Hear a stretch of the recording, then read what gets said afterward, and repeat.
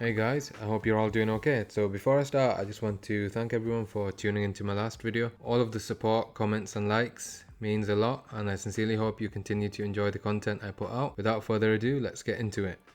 Today I've got a very exciting video. I'm going to be unboxing and setting up the newly released Philips Hue gradient light strip.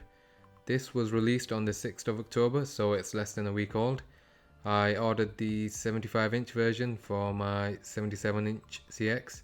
Philips Hue also offers the light strip in a 65-inch and a 55-inch size. If you're considering the gradient light strip for your TV, there are a few things to consider before you dive in. The light strip will not work without a Philips Hue sync box and a Hue bridge, making it quite a significant investment. You can use any HDMI compatible device, but I'll be using a Chromecast Ultra to test today.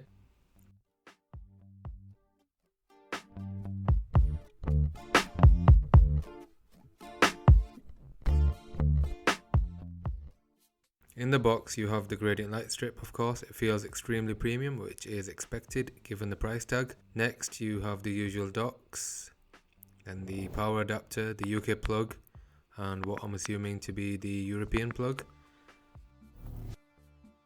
This is the controller module for the light strip, and then finally the adhesive strip light holders to attach the gradient light strip to the back of your TV. Now onto the setup. The first thing I did was to measure the width and height of the TV to compare against the gradient light strip. The total TV measurement came out to 368 centimeters. That's the width of the TV plus 2 times the vertical height. The light strip is only 303 centimeters, so I knew I couldn't install the strip on the edges of the TV. To begin the installation, I added one of the light strip holders to the middle of the TV, lower than the absolute top, so that I could adequately cover the left and right side of the TV. I used a spirit level to make sure it was right and a bit of tape as a visual aid to ensure the holder was in the middle.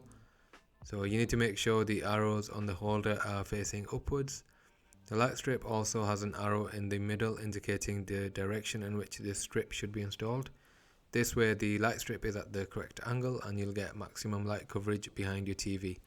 For the top left and right holders, I installed the left one first. I then measured the vertical and horizontal distance and used tape markers to install the holder on the right of the TV. I did the same for the bottom left and right too. You only get 5 of these holders, which I personally don't think is enough for a TV of this size. 7 would have been ideal to combat the droopage at the top of the TV.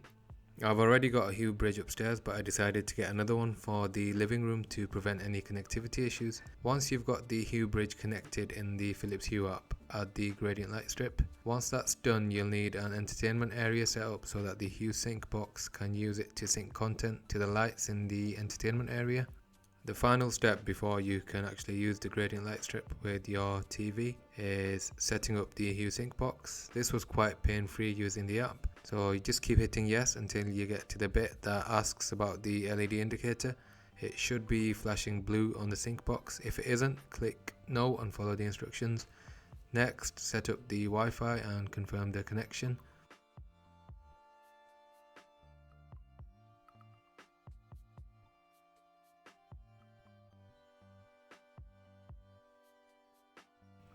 Updates will take a few minutes to install, so be patient. Next, you'll need to connect with the Hue bridge by pressing the button in the middle. Finally, link the box to the desired entertainment area and name your HDMI ports. It was after this where I had a bit of trouble. I don't know if it's by design, but when I connected the sync box to HDMI 1 on my TV, content wouldn't display via the Chromecast. Through trial and error, I ended up connecting the sync box to HDMI 4 on the TV and my troubles were gone. I was so relieved when all of the prerequisites were done and I could finally get to using the app. So the app is available on your phone as well as your desktop or laptop. You can set the sync mode to either video, music or game. I only tested the video mode as it would be the one I'll be using the most. I don't have any gaming devices connected to my TV, so I couldn't test that mode. I will be doing a follow-up video when I get my PS5, so consider subscribing if you want to see that. There are 4 intensity levels in the app and these determine how quickly the colours change. The subtle intensity gives you a gradual change and the extreme snaps from one colour to the next. Then we have moderate and high as the other 2 intensity levels. For me, moderate is nice for slower paced content like documentaries, and for high intensity action movies I quite like the high or extreme setting. Some people say that the higher intensities could get quite distracting, but I guess that's subjective as it didn't have that effect on me. Before I end the video, I want to share some of the problems I had during the install. Because the cable that is provided with the sync box is only 1 meter long, I used a 2 meter cable which I had laying around. It turned out that the connection wasn't super secure and the sync box kept disconnecting. I spent far too long trying to diagnose this. I ended up propping up the sync box so that it could reach the TV. It's also a good idea to have the Hue bridge in close vicinity to the sync box. I initially set up the connection with my old Hue bridge which is upstairs, and the sync box would on occasion find it difficult to communicate with the bridge. Apart from that, I'm really pleased with how the lighting looks behind the TV. It's unfortunate that I couldn't wrap the strip all the way around the TV as there is a fairly noticeable dead spot at the bottom of the TV. I could address this by adding another light strip at the bottom, but that's one for the future. I hope this was insightful and entertaining for anyone looking to pick up the new gradient light strip. If you enjoyed the video even a little, a like would be amazing. Thank you for watching. Have a good day.